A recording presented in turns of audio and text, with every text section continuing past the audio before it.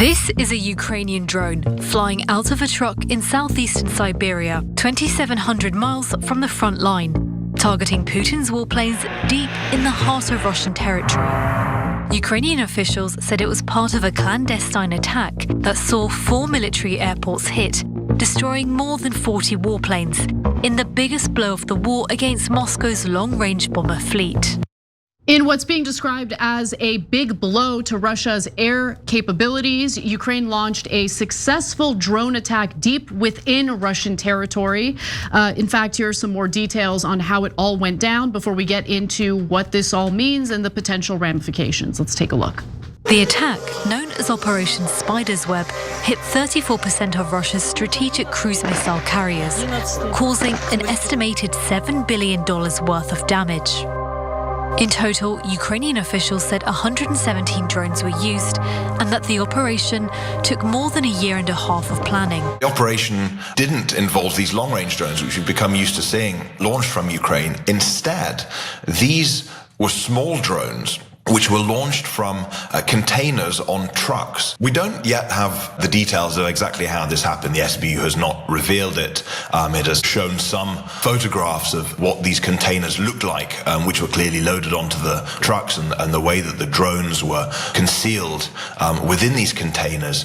We don't know exactly how they got into Russia, but it seems to be that Ukraine has taken advantage of commercial networks to deliver a weapon deep inside the territory of its enemy in a way that the Russian security services and military have been stunned by and were absolutely not ready for.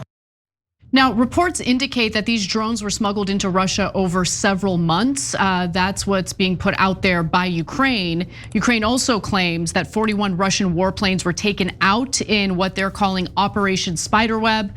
But that number, to be clear, has not been confirmed yet. So I want everyone to be aware of that. This is what Ukraine is claiming. Ukraine attacked 5 remote Russian airfields in this attack, one of them being in Siberia. Now, they also claim that some of the bomber planes that were destroyed are no longer even being manufactured by Russia, and that these type of aircraft are the same aircraft that could deliver a nuclear weapon. So that is a big deal if confirmed to be true. Russia hasn't confirmed, by the way, how many aircraft were hit, but they did concede that they suffered damage from Ukraine's attack. Now, Ukraine didn't give the United States any advance warning that they intended to do this. In fact, CBS senior White House reporter Jennifer Jacobs posted on X that the administration sources told CBS News that the White House wasn't aware of today's large-scale drone attack by Ukraine on Russian military aircraft. And also says that US did not share intel with Zelenskyy and his team for the operation. Administration sources tell me Ukraine gathered its own information.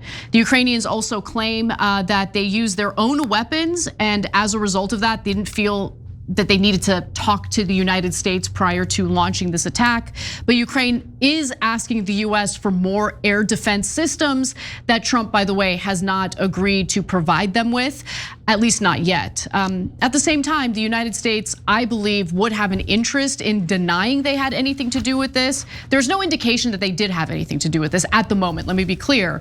But if they did, I think they'd have an interest in denying it because, look, it's difficult to talk about it because Ukraine obviously should be able to defend itself. Russia is the aggressor here. Russia refuses to sign a peace deal. They are standing in the way of peace in this area. However, at the same time, we're entering dangerous territory when commercial supply chains are now being utilized in order to carry out military attacks.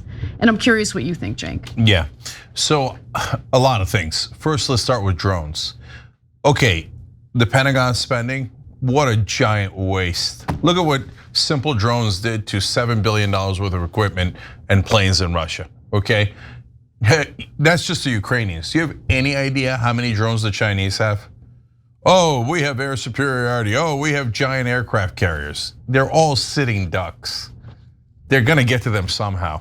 So oh, stop wasting all of our money on defense spending on these giant projects that are all sitting ducks. I agree. I think that our taxpayer dollars should be spent on actual defense, meaning now that we know how effectively these small drones can be used, like smuggled into a country and used to attack said country, we should actually use defense for defense of the United States, right? Yeah, that's a novel thought. I know, right? I mean, instead of going on the offense for Israel, which is pretty much the only thing our military ever does. Did you know during the Iraq war that Saddam Hussein was a great opponent of Al-Qaeda? Terrible guy, Al-Qaeda terrible, but two things can be true at the same time. He would murder anyone that was in Al-Qaeda. Al-Qaeda attacked us, not Iraq. But at the time, the Israelis said that Iraq was their #1 enemy. So we had to go to war with Iraq, okay? Now, Iran has not attacked us at all, but the #1 enemy of Israel is Iran. So they're pushing for war with Iran. Our military is not for us, it's for Israel, okay? So yes, I would love for them to do defense. Anyway, now back to Ukraine and Russia. So Anna's right, super mixed, really tough. Now on the one hand, the Russians invaded Ukraine. If I'm Ukraine, I'm not gonna have a lot of boundaries for how I deal with the Russians. Over 13,000 civilians killed already in Ukraine, right? On the other hand, you attack this deep inside of Russia, and they're gonna wanna counterattack, and they're not gonna wanna get to peace.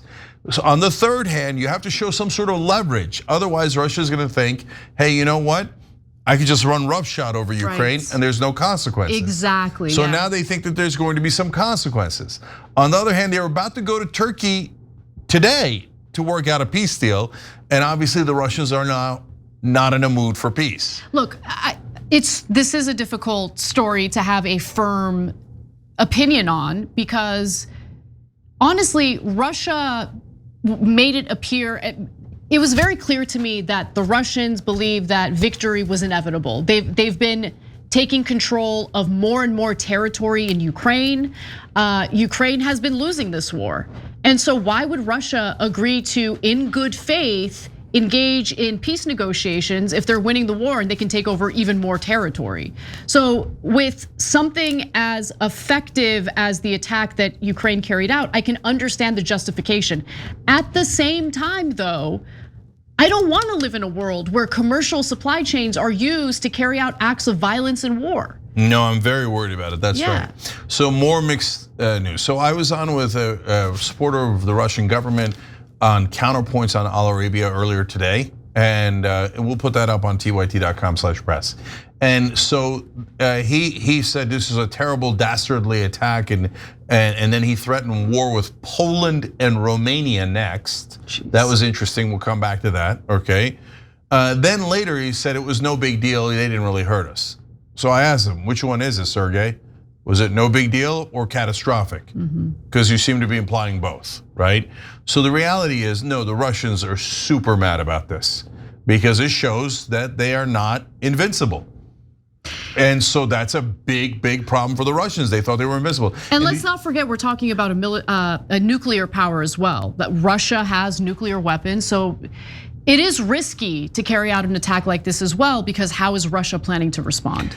In fact, in that same interview, he then threatened nuclear war. Of course. Okay, so now on the one hand, they're now threatening Poland and Romania, and they're threatening nuclear war, and they're the ones who did the invasion, full stop. We got into a discussion about, hey, should NATO get close to Russia's borders? Yet no matter what you think of that, Russia attacking 3 times inside other sovereign governments is inexcusable, right? So Russia is definitely wrong, definitely in this war, period, right? Now that doesn't mean that we have a great answer for what to do going forward, because they are a nuclear power and they are unhinged, and Putin thinks that he's the king of the world, and anytime anyone challenges his power, he gets even angrier. And then this guy hilariously talked about how there isn't enough freedom in Ukraine. If anybody opposes Putin, they wind up tripping out of a window in Russia. You're talking about freedom, it's sham elections that stay a dictatorship for Putin now. So We're stuck. I don't want to spend any more money on that war, and I don't want that war to continue. I don't want any more Ukrainian civilians or soldiers dying, or Russian citizens. I was gonna say or soldiers, but there's barely Russian soldiers there. So if you don't know this, the Russians will not conscript people into their military because Putin is worried that the war will become much more unpopular if he drafts people and forces them to go fight in Ukraine. That's why they're bringing in North Koreans to die for them. And then again, this Russian spokesperson was basically said, no, the North Koreans want to die for us. Oh yeah. Oh yeah, I'm sure. Yeah, those North Korean soldiers really signed up for that. God, I'm sure. What a disaster. Now, I know this is a difficult story to have a strong opinion on, but maybe some of you do have strong opinions. And we have a poll asking, will this attack change the tide of the Russia-Ukraine war? Meaning, will this give Ukraine an advantage? Was this a good idea? You have 3 options, yes, no, or I'm not sure. So tell us what you think in answering. And if you're watching this as a video after the fact, our live audience gets to chime in on some of our stories sometimes, and we have these polls because we want to know what you guys think. So let's put the results up and see where we're at the moment. I'm super curious how our audience feels about this story. Yeah, so this is the live chat. We actually have a poll in the live chat on almost every story. And then we have one on tyt.com as well. So this one is also on tyt.com. Because I was so curious, not just what our general audience on YouTube thinks, but also what our audience, that's mainly more members on tyt.com, though you can vote on tyt.com as well. Every time you ring the bell below, an angel gets his wings. Totally not true, but it does keep you updated on our live shows.